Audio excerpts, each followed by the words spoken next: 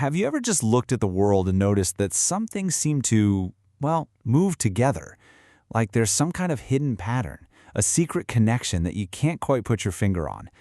Today, we're going to pull back that curtain.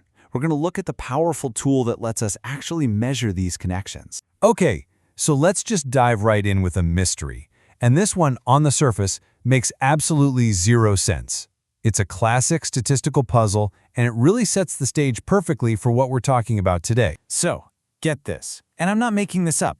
If you actually plot the data, you find this really clear pattern. In months when we all buy more ice cream, there are also more shark attacks. The numbers go up together, they go down together. So, what in the world is going on here, right? Does eating a scoop of ice cream somehow make you more attractive to sharks? It's a weird, puzzling connection, but it's one we can solve. Now, to get to the bottom of our whole shark mystery, we're going to need a tool. We need a way to precisely measure the strength of a relationship between two different things, or as statisticians call them, variables. And that tool, lucky for us, has a name: correlation. So what does that actually mean? Well, in the simplest terms, correlation doesn't try to explain why two things are connected. It's not interested in the why. It just looks at the raw data and tells us if they move together and in what way. Think of it as the first step, just seeing if a relationship even exists. And there are a few ways this can look. First up, you've got what's called a positive correlation. It's pretty straightforward. When one thing goes up, the other tends to go up too. A classic example is height and weight. Generally, taller people tend to weigh more. They move together in the same direction. And then you have the opposite of that, a negative correlation. This is where the two things move in opposite directions. As one goes up, the other tends to go down. Think about it like practicing a video game. The more hours you pour into practicing, the fewer mistakes you're probably going to make. See? One goes up, the other goes down. And finally, of course, you can have no correlation at all. This is when there's just nothing there. No clear relationship. The two things are completely random, totally unrelated. Like the amount of tea someone drinks in London has absolutely zero connection to the number of kangaroos hopping around in Australia. Now, the really great thing about this is that we can boil it all down to a single number. It's called the correlation coefficient, but most people just call it R. It's just a simple score from -1 to +1 that tells you the whole story in a single glance. A +1 is a perfect positive link, a -1 is a perfect negative link, and a 0 means, well, absolutely no relationship at all. All right, so let's see how this works with a real-world example. Because this isn't just theory, Businesses use this stuff all the time to make huge decisions. So we're going to look at some sales data from an actual company. Okay, so here we have a company's ad spending right next to their sales numbers for a few years. Just scanning the numbers with your eyes. Can you see a pattern? In a year, they spent, say, $50,000 on ads. Sales were way up at $700,000. But look at a year where they only spent $5,000. Sales were way, way lower. There definitely seems to be something going on here. Now let's visualize that same data. This is where the power of a simple chart just becomes so obvious. The connection practically jumps off the screen at you. As the ad spending goes up, the sales follow right along with it.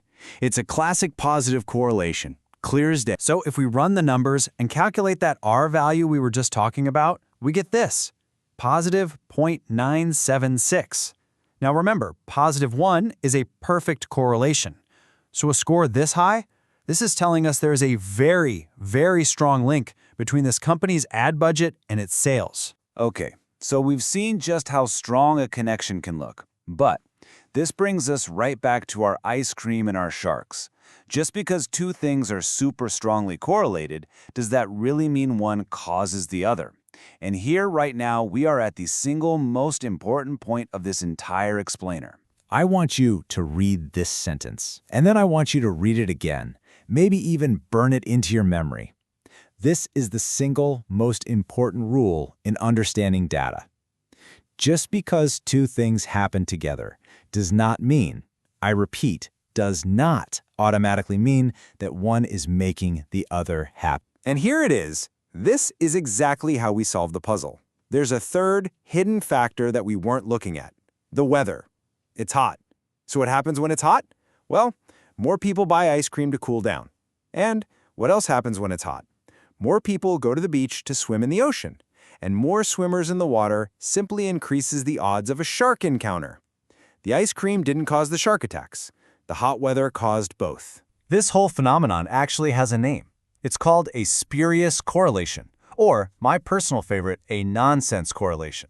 It looks totally real. The numbers line up beautifully, but the relationship is just a coincidence. It's being driven by something else entirely, that hidden or lurking variable we didn't see at first. So, what's the big takeaway here? Why is it so incredibly important to get the difference between a real connection and a nonsense one?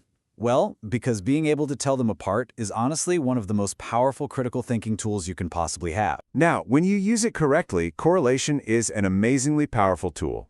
It's not just about predicting sales, like in our business example. It's about finding the signal in all the noise out there. Scientists use it to spot hidden connections in huge data sets. It helps us classify information to make sense of a really complex world. Honestly, finding a correlation is very often the first step toward a major discovery. So let's just boil it down one last time. Correlation simply points and says, hey, look over here. These two things seem to be connected somehow. That's it. Causation, now that is a much, much bigger claim. Causation says this one thing makes that other thing happen. And to prove that, you need a whole lot more than just a strong R value. And that leaves us with a final thought to chew on. The next time you see a news headline, or an advertisement, or a health study that claims A is linked to B, just take a second. Ask yourself, is it really causation, or could there be a hidden factor? You know, like the summer heat that's actually pulling all the strings. What nonsense correlations might be shaping your world right now? It's worth asking.